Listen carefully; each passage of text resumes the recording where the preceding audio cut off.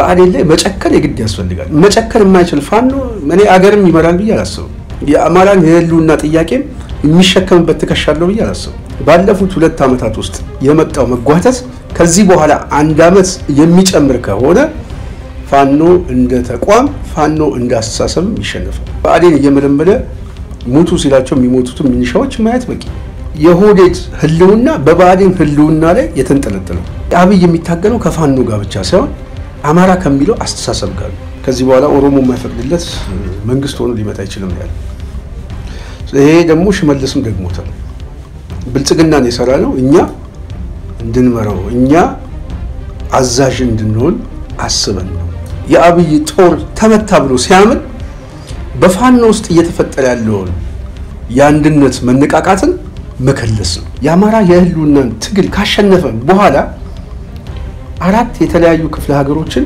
በክልልነት ለማዋቀር ዝግጅት አላቸው 2018 የፋኖ እንቅስቃሴ ምናልባት መልክ ይዞ የማይመጣ ከሆነ በእርግጠኝነት ነው መናገር ነው የምችለው አብዛኛው ህዝብ ከፌርማታ እየተንጠባጠበ አብዛኛው ተሸናፊ በሚያደርገውና ምናልባትም መጨረሻ ላይ የብልጽግና ካምፕ ውስጥም የምናያቸው አንዳንድ ሰዎች ሊኖሩ ይችላሉ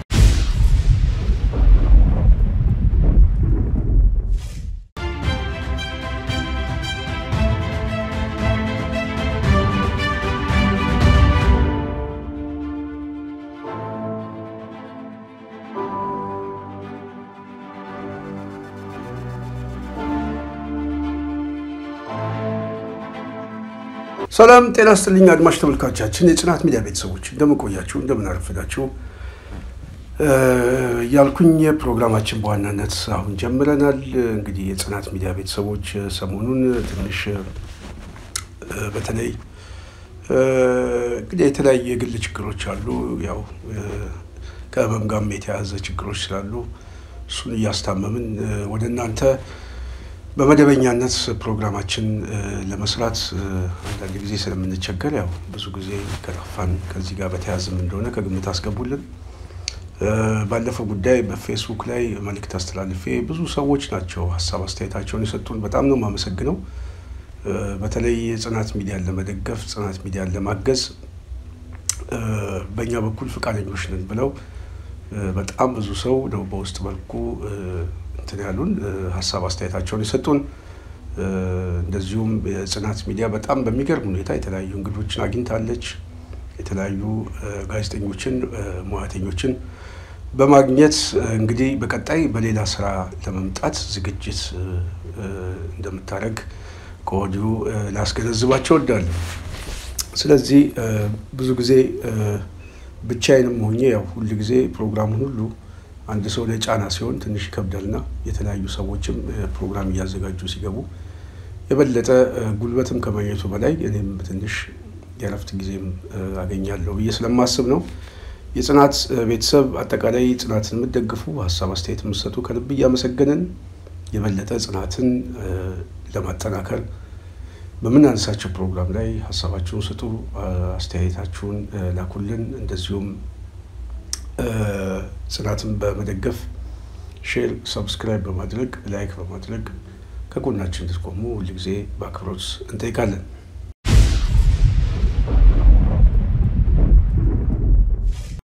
ውድ የጽናት ሚዲያ ቤተሰቦች እንግዲህ ዛሬ ዋነኛ ፕሮግራማችን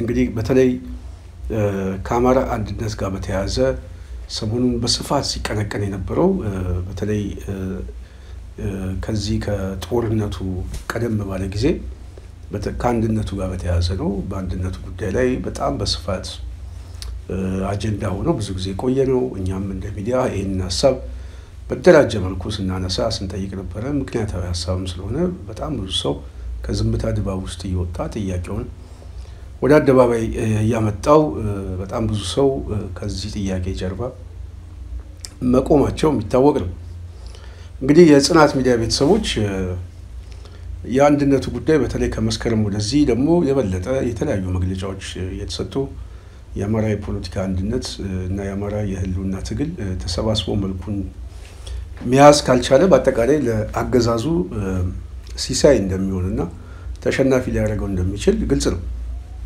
በዚህ ጉዳይ ላይም በመግለጫም በቃልም የሰጡት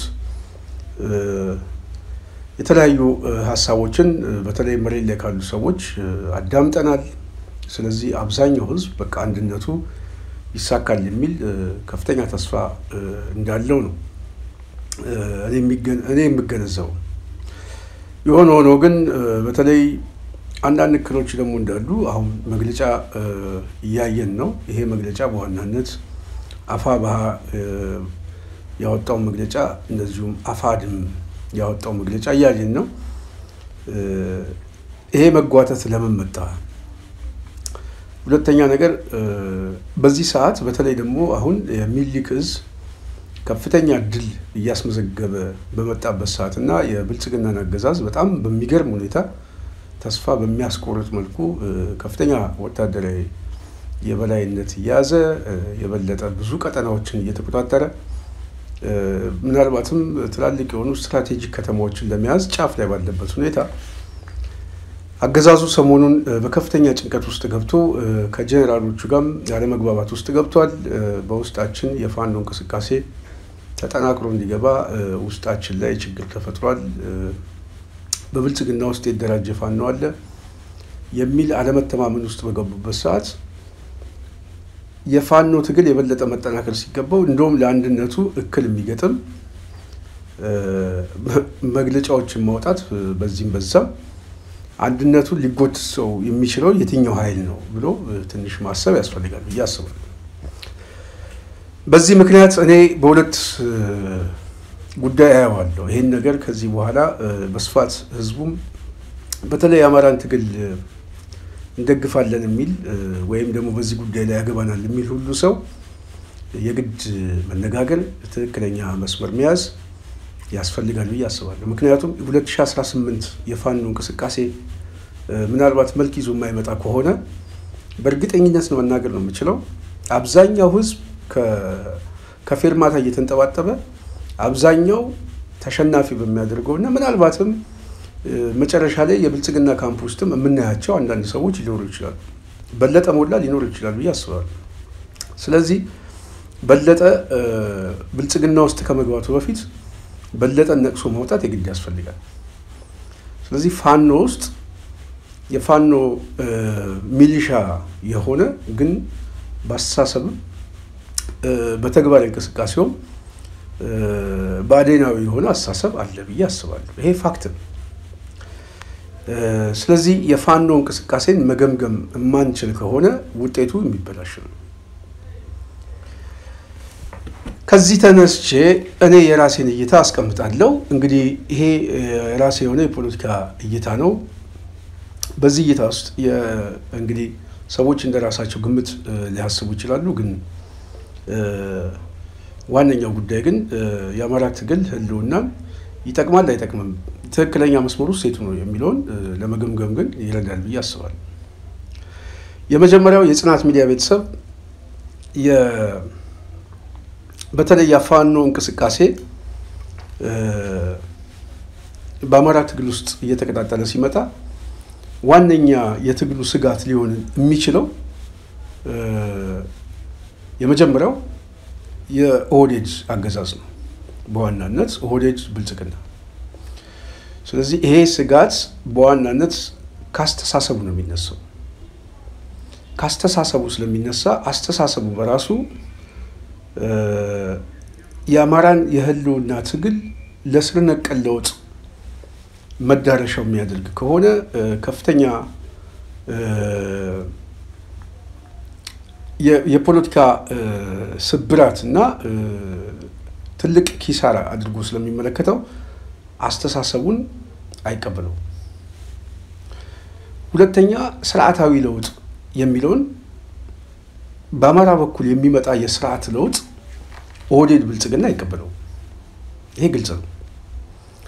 ምናልባትም የተራዘመ የስልጣን ባለቤት የምንሆነው እኛ ነን። እኛ የፈቀድንለት አማራ ነው ወደፊት የሚመጣው እንጂ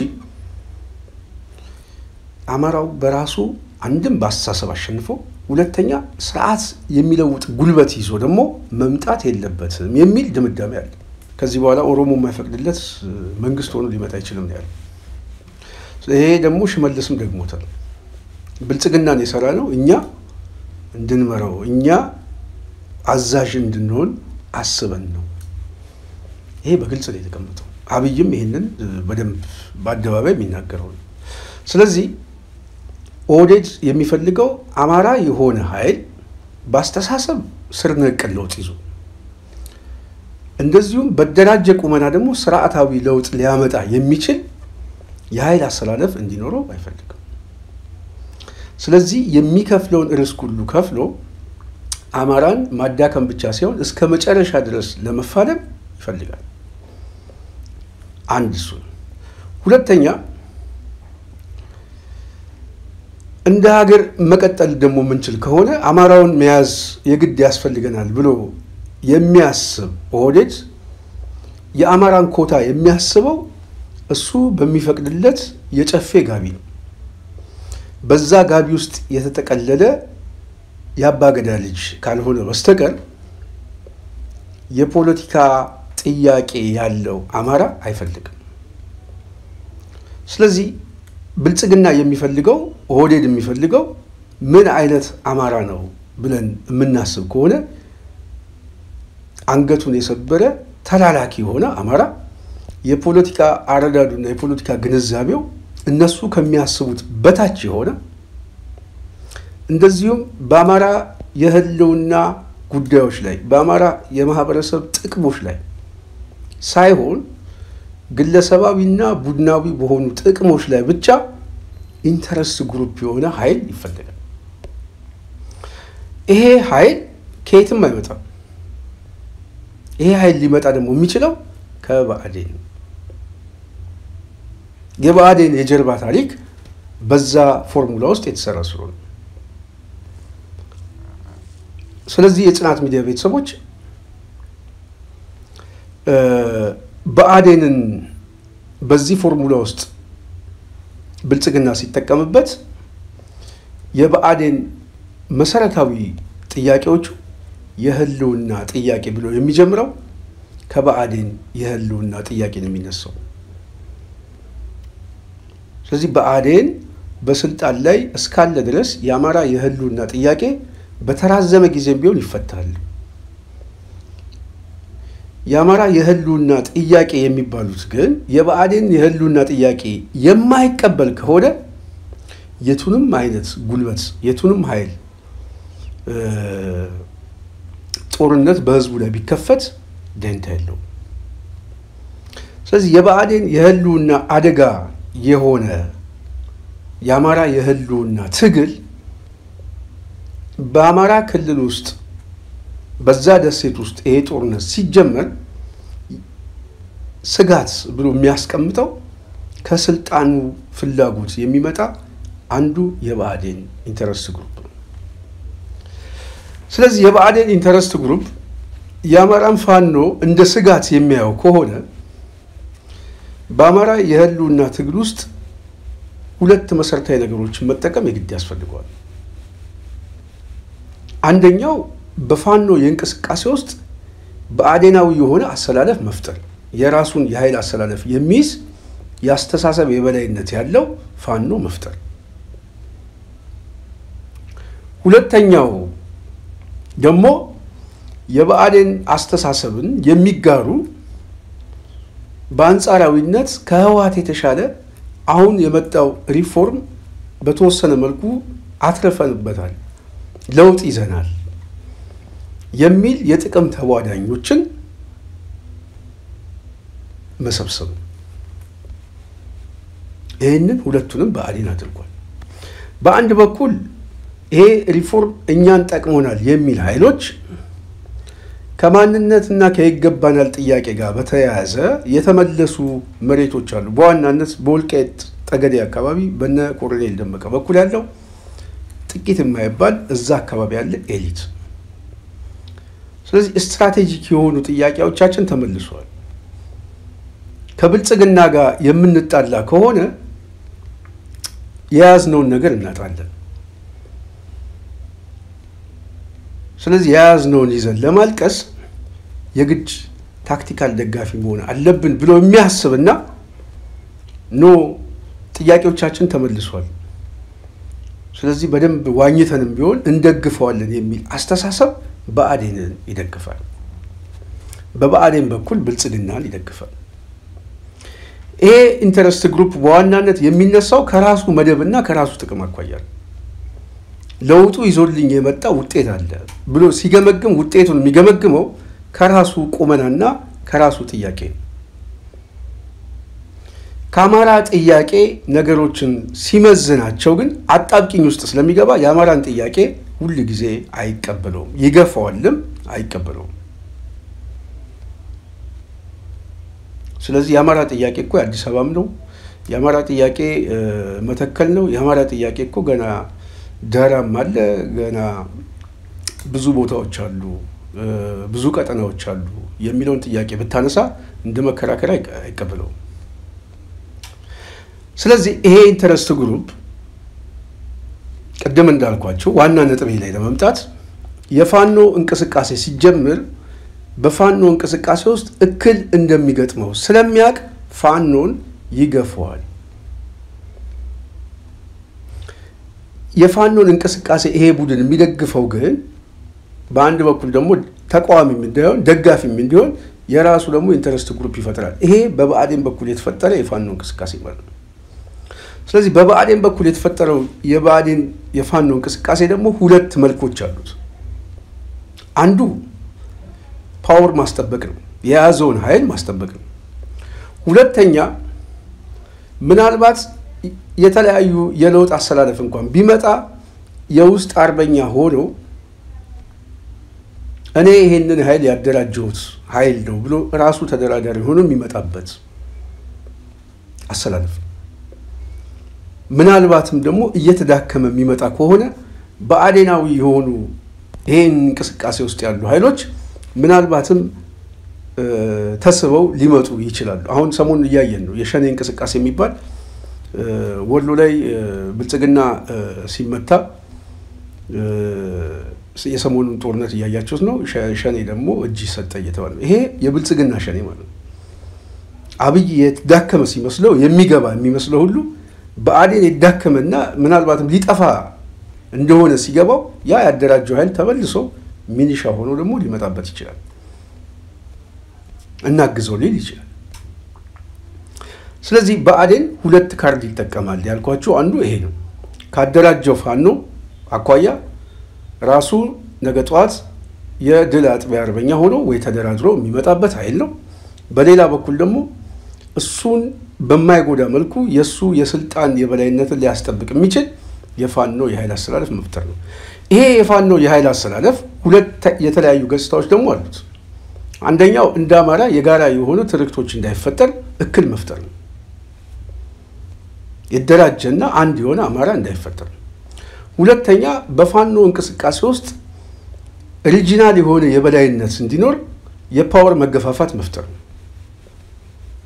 ይሄ ቀጠናዊ መልክ ደግሞ በዋናነት በአዴናዊ የሆነ የድርጅት ስራ ነው፣ ከዚህ በፊት ሲሰራበት የነበረ የብአዴን መዋቅር። ስለዚህ ይሄ አሰላለፍ በብአዴን ውስጥ የመጣ አሰላለፍ በፋኖ ውስጥም ሰርጎ በመግባት የፋኖን እንቅስቃሴ አውራጃዊ የሆነ ሪጂናል የሆነ አስተሳሰብ እንዲፈጠር ማድረግ ነው። ይሄንን ባለፉት 2 ዓመታት ውስጥ ብአዴን አድርጎታል። ስለዚህ የብአዴን ቁመና የምንለካው ትግሉ በደረሰበት ቁመና ላይ ስንገመግመው የትግሉ መዳከም አንዱ፣ የመሪዎቹ ቁርጠኝነት ማነስ፣ ሁለተኛ ራሳቸውን የሚገመግሙበት መንገድ በጣም ዝቅተኛ መሆን፣ በሶስተኛ ሁሉም ለራሱ የሚሰጠው እጅግ በጣም የገዘፈ ስብዕና መታበይ፣ እኔ ከማንም የተሻልኩ ነኝ የሚል መታበይ፣ በአራተኛ ደረጃ የስልጣን ፉክክር። ይሄ የስልጣን ፉክክር ቀላል አይደለም። ሁሉም ሰው ዘውና ፋቂ፣ ሁሉም ሰው ራሱን በሰራዊቱ ውስጥም በአካባቢ ውስጥም ምናምን አንደኛ አድርጎ የማየት ጉዳይ አለ እና ሁሉም ሰው አንደኛ ደግሞ መሆን አይችልም። አንዱ ነው አንደኛ ሊሆን የሚችለው። ስለዚህ ሁሉም ሰው ደግሞ በዛ አሰላለፍ ውስጥ እንዲገባ ካሰበ የፖለቲካ መዳከም ብቻ ሳይሆን ወታደራዊ መዳከም እየተፈጠረበት ይመጣል። ባለፉት 2 ዓመታት ውስጥ የመጣው መጓተት ከዚህ በኋላ 1 ዓመት የሚጨምር ከሆነ ፋኖ እንደ ተቋም ፋኖ እንደ አስተሳሰብ ይሸነፋል። እኔ ይሄንን ስናገር በጣም እያዘንኩ ነው የምናገረው። በአስተሳሰብ ደረጃ የወጣለትን የህልውና ትግል ይገድለዋል። በድርጅት ውስጥም የሰራዊቱ ተቁመናና አሁን ያለው ከፍተኛ የሆነ መነሳሳትን ውሃ በመቸለስ ያጠፉታል። ስለዚህ ይሄንን ለማድረግ ደግሞ ምቹ ሁኔታ እየሆኑ ያሉት እነማን ናቸው? ይሄ በአዴናዊ የሆነ አሰላለፍ የፈጠረው ሁኔታ ነው። ኦኬ፣ ለምንድን ነው የበአዴን አሰላለፍን መታገልና ማሸነፍ አንዱ እክል እስካሁን የሆነባቸው የሚለው የብዙ ሰው ጥያቄ ነው። የኔ ግምገማ ግን አንደኛ አሁን የበአዴን ፖለቲካ በአማራ ትግል ውስጥ ከፍተኛ የሆነ አደጋ ነው ብዬ የማስበው ምንድነው በአዴን ውስጥ ያልተነካካ ሰው አለ ብሎ ለማሰብ በጣም ከባድ ነው። በወረዳ ጽፈት ቤትም በምንም ይሁን በመናምን ብቻ በማንኛውም ጉዳይ ላይ አማራ ክልል በሚባለው ላይ በአንድም ይሁን በተዘዋዋሪነት በአዴናዊ የሆነ ሂደቶችን ያለፈ የጀርባ ታሪክ በጣም በስፋት ነው ያለው።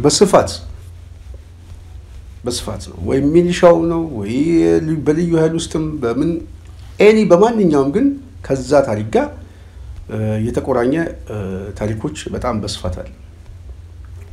ሁለተኛው ይሄ የበአዴን አስተሳሰብ ጎሳዊ የሆነ መልክ ይዟል። ራሱ ይሄ አስተሳሰቡ ራሱ አምስተኛ ረድፍ ሆኖ ቀበሌ ያለው ደምና ስጋ አለው፣ መሬት አለው፣ ቀጠና አለው እና ይሄ አስተሳሰብ በራሱ አንድ የፖለቲካ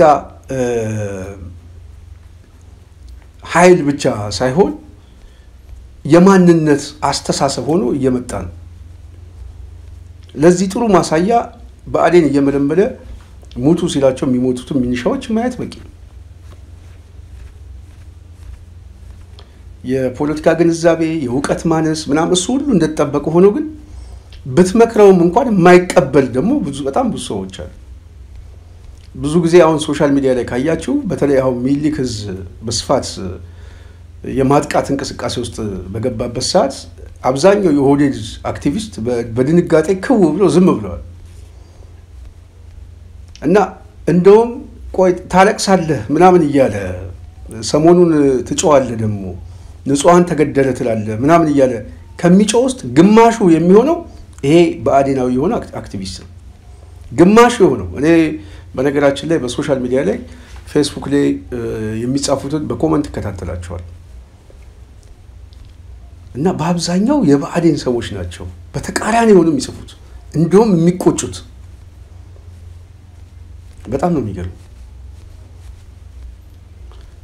ስለዚህ ይሄ በአዴናዊ የሆነ አስተሳሰብ በአማራ እንቅስቃሴ ውስጥ ድሉን ራሱ እንደ ቁጭት ነው የሚያየው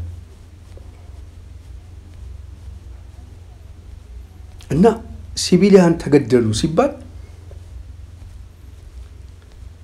ለቅሶ መቀመጥ የሌላው አማራ እዳና ፈንታ ነው እንጂ የበአዴን አማራ የጠላት ኃይል እንደተመታ አድርጎ ነው የሚያስበው እና ከኦህዴድ ጋር ነው አብሮ ደስታውንም ሀዘኑንም የሚጨፍረው እና ይሄ ራስ ጠል የሆነው ኃይል ሰሞኑን ሲዘምት ከነበረው ቀላል የማይባለው ኃይል ይሄ ኃይል ሌላው ባህሪዎቹ ምንድናቸው? በሰሞኑ እንቅስቃሴ ላይ የኃይል ብልጫ ፋኖ ሲይዝ ሁለተኛ ስትራቴጂ አድርጎ የመጣው ምንድነው? የአብይ ጦር ተመታ ብሎ ሲያምን በፋኖ ውስጥ እየተፈጠረ ያለውን የአንድነት መነቃቃትን መከለስ ነው፣ እክል መፍጠር ነው።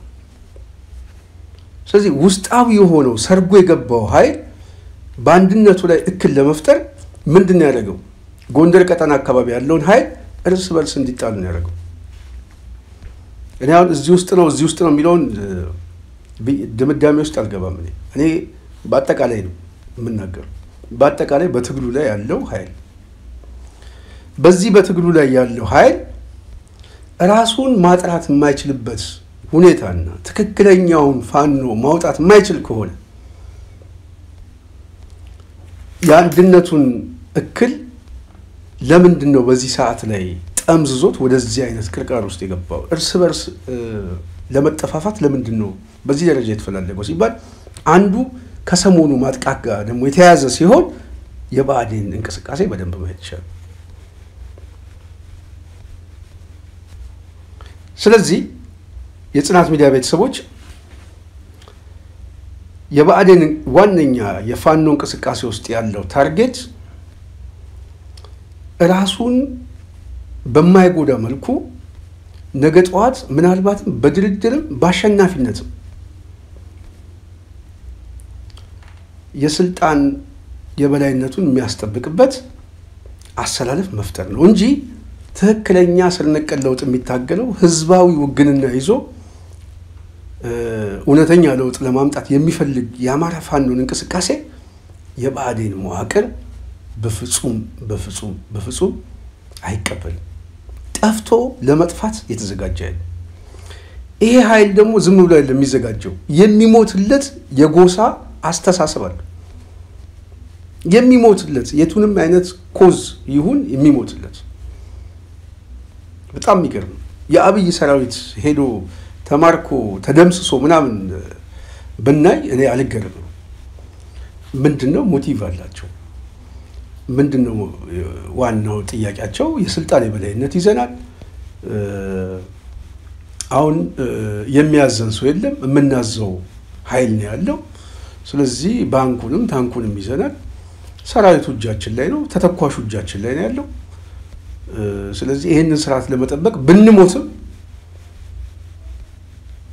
አግባብነት አለው ብሎ የሚያስብ ኦህዴዳውያን ቢያንስ ዓላማ አለው፣ መነሻ ዓላማ አለው። የስልጣን የበላይነቴን አስጠብቃለሁ የሚል ዓላማ አለው። የባዕዴን ሚኒሻ ግን ምንድነው የምትሞትለት ዓላማ ተብሎ ቢጠየቅ ዓላማው በጣም የሚገርም እኮ ነው። ዓላማው ጽንፈኛ አገር ያፈርሳል ብሎ ነው የሚያስበው። ዓላማው ይሄ ጽንፈኛ አገር ስለሚያፈርስ ነው የምታገለው ነው የሚለው። እና አገር መፍረስ ማለት ምንድነው ላንተ ብለህ ስጠይቀው የከተማ አስተዳደሩ፣ የክልል አስተዳደሩ፣ የባዕዴን መዋቅር እንደሆነ በግልጽ ይነግራል።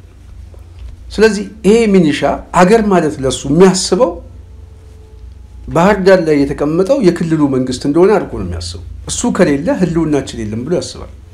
ይሄ ጎሳዊ የሆነ የድንቁርና አስተሳሰብ ባዕዴን የፈጠረው ደምና ስጋ የሌለው ማንነት፣ ድርጅታዊ ማንነት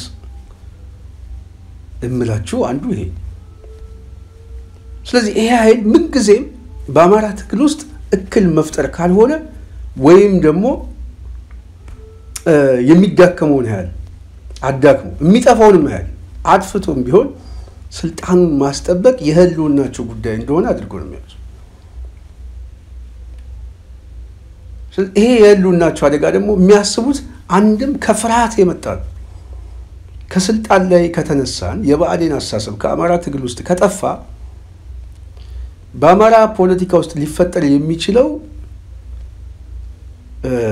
ይሄ ደም መላሽ የሚባል ይሄ ተበቃይ የሆነ ጥርስ እየተነካከሰ ጊዜ የሚጠብቅ ትውልድ ቀላል አይደለም።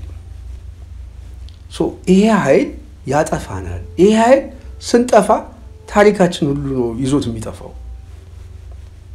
ከኛ ጋር ያለ ቁርኝት በሙሉ ነው ይዞት የሚጠፋው። ስለዚህ አደጋችን ነው ብሎ ስለሚያስብ የሚከፍለው ኮስት ቀላል ኮስት አይደለም። እና በዛ ናሬቲቭ ነው ደግሞ ቅስቀሳ የሚያደርጋቸው ማለት ነው። አጠቃላይ ካድሬውን የሚቀሰቅሰው ነው። ስለዚህ ባዕዴን የህልውናው ጉዳይ አድርጎ ነው የሚያየው። የአማራን ትግል የፋኖን ትግል የህልውናው ጉዳይ። ስለዚህ የህልውናውን ጉዳይ ለማስቀጠል የቱንም አይነት ዋጋ በመክፈል ግንባር ቀደም የሚሆነው ባዕዴን ነው ማለት ነው። ስለዚህ የአማራን አንድነት ባዕዴን አይፈልግም። እንደዚሁም የፋኖ ድርጅታዊ ቁመና ተጠናክሮ እንዲመጣ ባዕዴን አይፈልግም። የሚከፈለው ዋጋ ይከፍላል። የሚከፈለው ዋጋ በመክፈል ግን የሚያድነው ማንን ነው? ኦህዴድን ነው። ስለዚህ የኦህዴድ ህልውና በብአዴን ህልውና ላይ የተንጠለጠለ የብአዴን ህልውና ከጠፋ የኦህዴድ ህልውና ይጠፋል። ብአዴን ሲደመሰስ በተዘዋዋሪ አማራው የኃይል አስተላለፉ ይቀየራል። የኃይል አስተላለፉ የተቀየረ አማራ ደግሞ ፊቱን የሚያዞረው በቀጣይ ወደ መሀል ሀገር ነው። ስለዚህ ኦህዴድም አደጋ ውስጥ ይገባል። ስለዚህ የአንዱ ህልውና ለሌላው ስጋት ስለሚሆን ብአዴንም በዋናነት ህልውናውን ለማስጠበቅ የኦህዴድን ህልውና በተዘዋዋሪ ማስጠበቅ ማለት ነው። ኦህዴድ ግን ቅድም ብያቸዋለሁ በአስተሳሰብ ደረጃ የአማራውን እንቅስቃሴ የሚያየው ከስጋት አኳያም ብቻ ሳይሆን ከበቀልም ጭምር የበቀል ትንተናዎች አሉ። ሂሳብ ማወራረድ አለበት መጥፋት አለበት ብሎ የሚያስበዋል። የሰሞኑ ጦርነት እኮ በጣም አስተምሮናል እኮ። የሚኒሊክ ዕዝ እኮ ብዙ ነገር እኮ ነው የለወጠው። ያንን ሰራዊት በጣም በትንሽ ኪሳራ እንደዚህ ከጨዋታ ውጭ አድርጎ ሲያሳየው የኦህዴድ አክቲቪስቶች የሰጡት መልስ ምንድነው? ካያችሁ ልብ ብላችሁ ተከታተሉ። ነገ ታለቅሳላችሁ ነው የምንባለው። ነገ ነጠላ ዘቅዝቀ አሁን ትጮሃለህ፣ ንጹሃን ተገደለ ትላለህ። እና በቀላቸው ወታደራዊ በቀል አይደለም። ፋኖን እናጠፋለን ምናምን ፋኖ ላይ እንደዚህ እናደርጋለን፣ ንጹሃንን በመግደል እናስለቅሳቸዋለን። ቀጥተኛ መልእክቱ ይሄንን አድርገው ደግሞ አሳዩ። ጤና ጣቢያ ላይ የድሮን ድብደባ ተደርጎ ያው ንጹሃን ገደሉ። ከዛ በኋላ አሁን ማልቀስ ጀምሯል። የአብይ አስተሳሰብ ከዚህ በፊት ለታየ የነገረው ደግሞ ይሄ እንዴት ከጠላቶቻችን ጋር ትነጋገራለህ? እኔ እኮ እነዚህን ኃይሎች ላጠፋቸው ነው፣ እያጠፋዋቸው ነው፣ እየሰበርኩት ነው ብሎ ነግሮኛል ያለው አጠገቡ ጋር ያለ እኛ አይደለንም። ምስክርነት የሰጠው ራሱ ሹመት የሰጠው ሰው። ስለዚህ የአብይ አስተሳሰብ በአስተሳሰብ ደረጃ እንደ ማህበረሰብ የቱንም አይነት ዋጋ ቢከፍል የበቀል ትንተናውን የድል ውጤት አድርጎ ነው የሚያየው እንጂ ኪሳራ የለበትም። ስለዚህ አብይ የሚታገለው ከፋኖ ጋር ብቻ ሳይሆን አማራ ከሚለው አስተሳሰብ ጋር ነው። ያንን እስከ ማጥፋት ድረስ የሚደርስ ነው። የትኛውንም ማህበረሰብ የትኛውንም ኃይል የትኛውን ህፃናትን ቢያልቁ ውጤቱ ነው የድሉ ፍሬ ነው እንጂ አደጋ አይደለም። ሲቪሊያን መግደል አይደለም። ለአብይ ሰራዊት ነው የሚገድለው፣ የቂም መወጣጫ ነው።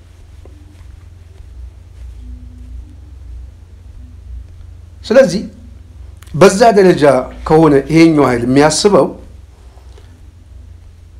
ይሄ የብአዴን እንቅስቃሴ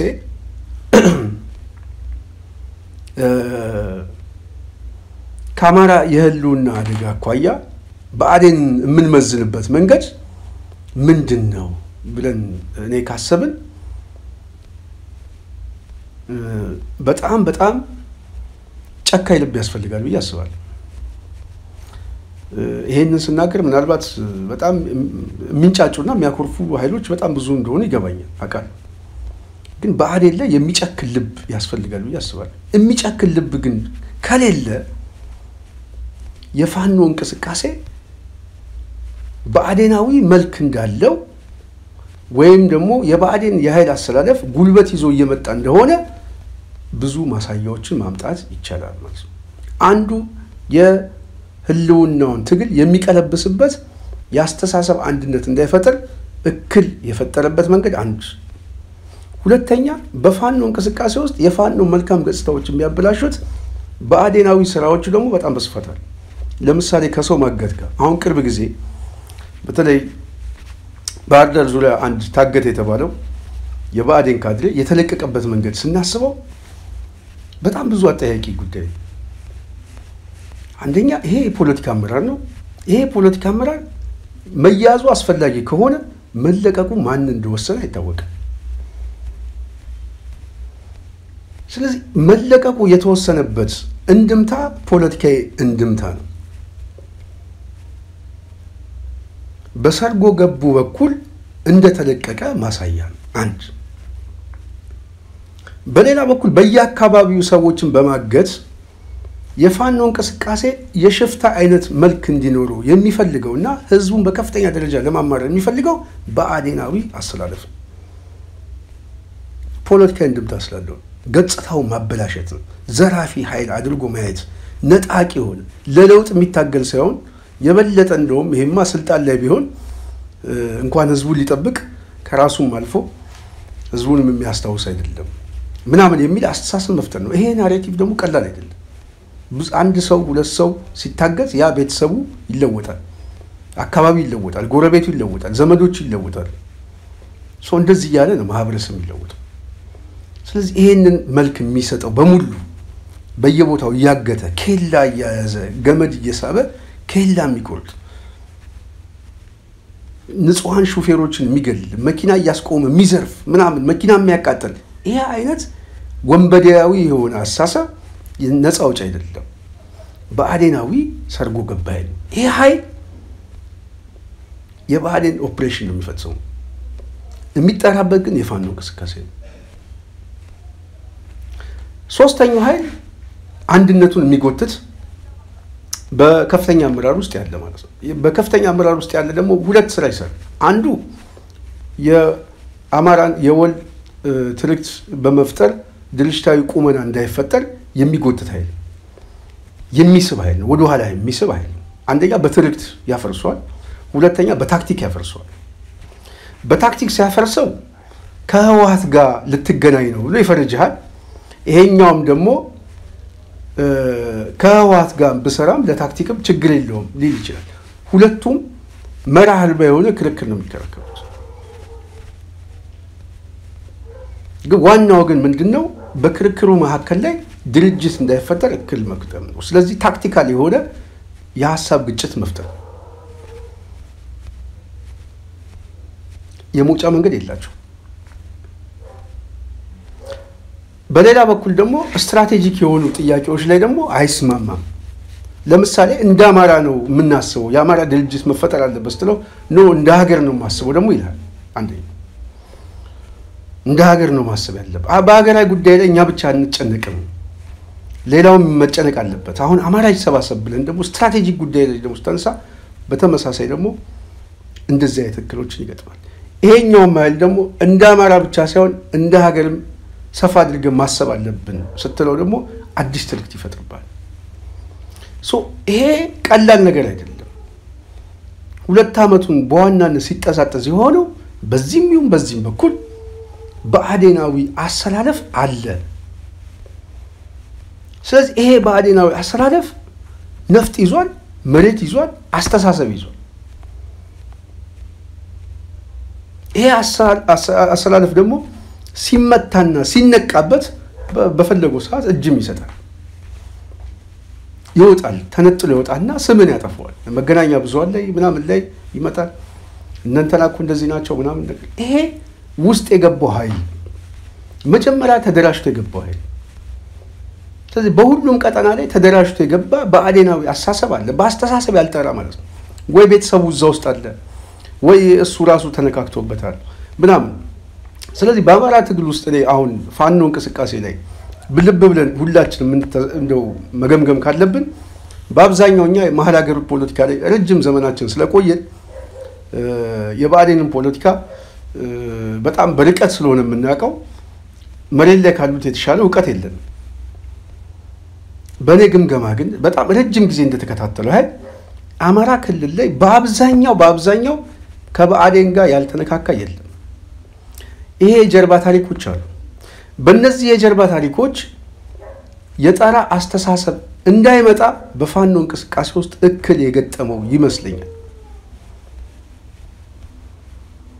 ስለዚህ ይሄ እንቅስቃሴ ደግሞ ድርጅታዊ መልክ ይዞ እንዳይመጣ ከፍተኛ የሆነ ችግር እየፈጠረበት ነው። በሰሞኑ ያየነውንም ከዚህ ጉዳይ ጋር የተያዘ ነው። ይሄ የብአዴን እንቅስቃሴ ደግሞ በጣም የከፋ የሚያደርገው አሁን አብይን እንደ ብቸኛ አዳኝ ብቻ ሳይሆን የሚያው በአማራ ክልል ውስጥም ቀጠናዊ የሆነ የኃይል አሰላለፍ እንዲፈጠር የተለያየ ፕሮጀክት እየተነደፈ ነው። አንዱ ፕሮጀክት የአማራ የህልውናን ትግል ካሸነፈ በኋላ 4 የተለያዩ ክፍለ ሀገሮችን በክልልነት ለማዋቀር ዝግጅት አላቸው። ክልል እናደርገዋለን ብለዋል። ለዛም አስፈላጊ የሆነ በጀት እየመደበው እየተንቀሳቀሱ ነው። ሁለተኛ በጣም አደገኛ የሚያደርገው በክልል ውስጥም ራሱ ሱፐር ፓወር የሆነ አንድ ክልል ተፈጥሮ ያ ኃይል አማራ ክልል ውስጥ ያለውን የስበት ማዕከል ሁሉ በመቆጣጠር ጠላትና ወዳጅ ሆኖ ተጠባባቂ የሆኑ ኃይል ለማድረግም የሚፈልግበት ፕሮጀክት አለ። ይሄ የአብይ ፕሮጀክት ማለት ነው። ስለዚህ ይሄንን በመንቃት አማራው እንዴት አይነት የፖለቲካ መጫወቻ እንደሆነ የሚገባው ካለ ቆም ብሎ የሴራ ትንተናውን መተንተን የግድ ያስፈልጋል። ከዚህ ለመውጣት ያለው ብቸኛ ምርጫ ራሱን በመገምገም ትክክለኛ የሆነ መስመርና አቋም መያዝ ያስፈልጋል። በአማራ የህልውና ትግል ላይ ለህዝቤን የወጣሁት የሚል ኃይል እርስ በርስ በወንድሙ ላይ ጥይት የሚተኩስ ከሆነ ምን ብሎ ነው ውስጡ? አሁን ይሄ ሰው እስቲ አሁን አማራ የሚባል አስተሳሰብ ይወክላል የሚባለው በምን እስቲ በምን መመዘኛው? ራሱን እንኳን መወከል የማይችል ሰው እኮ ራሱን እንኳን መምራት የማይችል ሰው። ስለዚህ ይሄ አስተሳሰብ ደግሞ በአዴናዊ የሆነ አስተሳሰብ በፋኖ እንቅስቃሴ ውስጥ እክል መፍጠር፣ ግጭት መፍጠር በዋናነት ትግሉን ስለሚያስገዝሙ ኦህዴድ ደግሞ የሚታገለው ደግሞ የወጣበትን ዓላማ መቀልበስ ነው። ህልውናውን መቀልበስ። ህልውናው የሚቀለበሰው ደግሞ አስተሳሰቡን በመግደል እርስ በርስ ተገዳደሉ፣ እርስ በርስ ተደባደቡ የሚባለው ነገር በራሱ ሐሳቡን በጊዜ ሂደት ይገልለታል።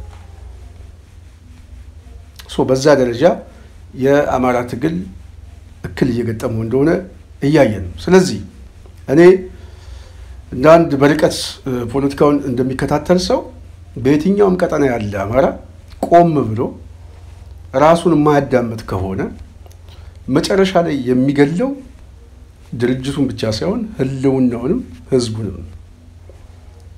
ስለዚህ አሁን እየመጣ ያለውን ድል እሱን እንኳን አጣጥመን ባልጨረስበት ሰዓት እንደውም አንድነቱን የበለጠ ተስፋ አድርጎ ህዝቡ በሚጠብቅበት ሰዓት የበለጠ ለአንድነቱ እንቅፋት የሚሆን እክል የሚፈጥር የተለያየ መግለጫና ድንጋይ መወራወር እንደዚሁም ደግሞ የእርስ በርስ ግጭት እና መጎዳዳት በጣም በጣም ነውረኝነት እኔ ይሄንን ምን ብለን እንደምንገልጸው አናውቅም። ስለዚህ ይሄ በጣም ህዝቡንም የሚያሳዝን ትግሉንም ወደ ኋላ የሚያስቀር ስለሆነ በየትኛውም ቀጠና ያለ የፋኖ እንቅስቃሴ ቆሞ ራሱን ሊገመግም ይገባል ብዬ አስባለሁ። በቃ የባህዴን መጫወቻ ሆነዋል። ስለዚህ እውነተኛ የሆነ ትግል ለማድረግ መጨከን ያስፈልጋል፣ ጨካኝ መሆን ያስፈልጋል። ለመጨከን ደግሞ በዋናነት ከራስ መጀመር አለብን። ስለዚህ እየጎተተ ያለው ዋናው አጠገብ ጋር ያለ ይህ አድርባይ የሆነ ራስ ጠል አስተሳሰብ እንደሆነ እሱ ላይ መጨከን ያስፈልጋል። እሱ ላይ ለመጨከን ደግሞ እውነተኛ የሆነ መስመርን መከተል ያስፈልጋል። የወጣንለት ኮዝ ምንድነው? ስትራቴጂ ጥያቄያችን ይሄ ነው። ታክቲካል አሊያንስ የምናደርግ ከሆነ በይፋ መናገር ካልሆነ ደግሞ ህዝቡ የሚፈልገው በራስ ላይ የተመሰረተ ለውጥ ከሆነ በራስ ላይ የተመሰረተ ቁመና ይዤ እመጣለሁ፣ መዳረሻችን ይሄ ነው ብሎ ከራስ ጋር መነጋገር ከአብዛኛው ህዝብ ፍላጎት ጋር መሆን የግድ ያስፈልጋል ብዬ አስባለሁ። በአዴን ደግሞ በተለያየ መረዳት በሚቻልበት መንገድ የተረዱት ሰዎች በጣም የማያዳግም ትግል ያስፈልጋል ብዬ አስባለሁ። በጣም ጨካኝ ትግል ያስፈልጋል። በአዴን ላይ የማይጨክን የአማራ ፋኖ እኔ እንደ ፋኖ አላየውም እውነት ለመናገር። ምክንያቱም አንዱ አስተኳሽና ገዳይ አጠገቡ ጋር ያለ ይሄ የፖለቲካ አመራር ነው። ስለዚህ በአዴን ላይ መጨከን የግድ ያስፈልጋል። መጨከን የማይችል ፋኖ እኔ አገርም ይመራል ብዬ አላስብም። የአማራን የህልውና ጥያቄም የሚሸከምበት ትከሻለሁ ብዬ አላስብም። ምክንያቱም ተለማምዶ የሚመጣው ግርድና ነው፣ አንገት መድፋት ነው፣ አድርባይነት ነው። ነገ ጠዋትም ህዝቡን ክዶ የህዝቡን ጥያቄ የሚያዳፍን ኃይል ነው የሚሆነው። ስለዚህ በአዴናዊ የሆነውን አሰላለፍ ኃይል መታገል የግድ ያስፈልጋል። የጽናት ሚዲያ ቤተሰብ ይሄን ለማለት ነው። በዋናነት ከፋኖ አንድነት ጋርና ሰሞኑን ከተፈጠረው የተለያዩ ችግሮች አኳያ በተወሰነ መልኩ የተሰማን ወደ እናንተ እናምጣ ብለን ነው። በሚቀጥለው በሌላ ፕሮግራም እስክንመጣ የዛሬን ፕሮግራም እዚህ ያበቃለሁ። የጽናት ሚዲያ ቤተሰቦች ጽናት ላይክ፣ ሼር፣ ሰብስክራይብ ማድረጋችሁ እንዳትረሱ። ሌሎችም አስተላልፎ የዛሬ ፕሮግራም እናበቃው። ሰላም።